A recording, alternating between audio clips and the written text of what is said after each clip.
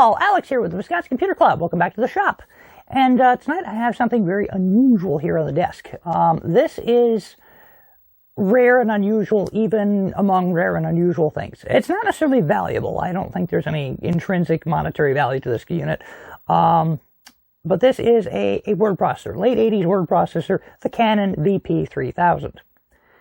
And as far as I can tell on the internet, this is the only one that is out there. Every post about this machine is in reference to this very machine, from its previous owner or myself looking for more information about it.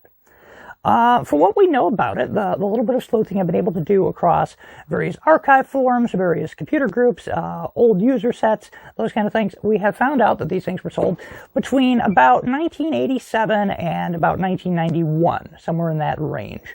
They may have been sold a little bit later than that by some business machine groups. We're thinking this one was probably a leased unit, but I'm not totally certain on that. We know it came from the Wausau area. That's about the provenance of it. We know that there are at least 3 different models. There's the Canon VP1000, which comes up on eBay every now and again, and the Canon VP2000, which look very similar, but this one has 2 disk drives. So I'm thinking maybe it's just a disk drive system. I'm not entirely sure. It has an 8088 inside of it, so that's kind of neat.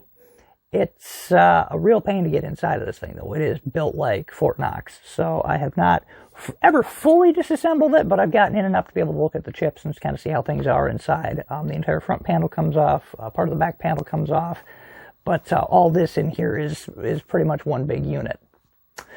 Other things we know, it is in some way related to the Canon Star Writer of range of word processors, which are much better documented. They sold a lot better. It uses a very similar keyboard, not identical, but very, very similar to what the WordStar machines were running.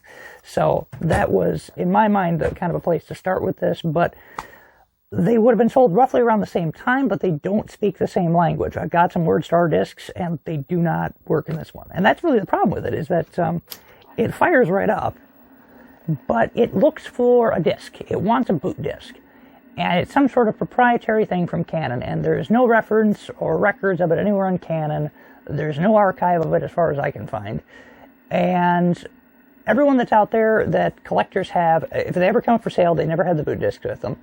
And the few collectors or museums or things that happen to have these things all say the same thing. They have it, it turns on, it runs, but they don't have the boot disk, so they can't do anything with it, so it's in storage.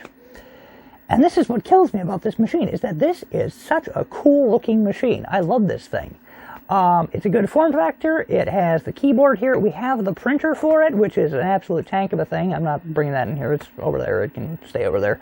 But I think this would be an absolute wonderkin to bring to some of our public shows. When we go to like the library and things, we'll have, kids come in and they want to play, they want to play the video games and that kind of thing. But this is like the old cool computer kind of thing. This is an eye-catching piece. This is a really cool looking machine, and I would love to get this thing running where people could, try it out and experience it.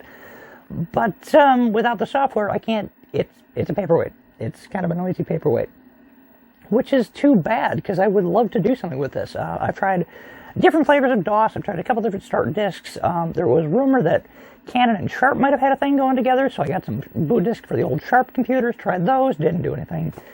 Cleaned the heads, done things that way to try and make sure that it wasn't something mechanical, but no, it doesn't read anything. It's looking for something unique, and that something has been lost.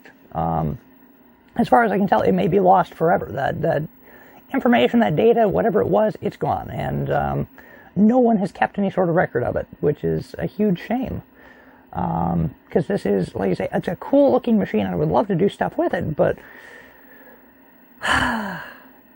so that's really why I'm making this video. I'm hoping that this video will give this thing a little bit more visibility. Someone out there may see this and go, well, I've got 10 discs like that. I'll send one your way. Or here's the archive. It's on some, Russian forum or something. I don't know. I'm grasping at straws here.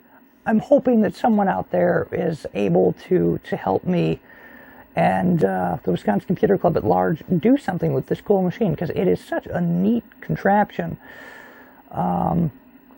that it's too pretty to sit in storage forever. And as the years go by, I'm more and more afraid that that's all it's going to do, is to sit in storage collecting dust forever, and that's too bad. So Anyway, thank you all so very much for indulging me. I'm going to turn this noisy thing off here. And enjoy the rest of your day. Thank you so much, and we'll see you at the next one.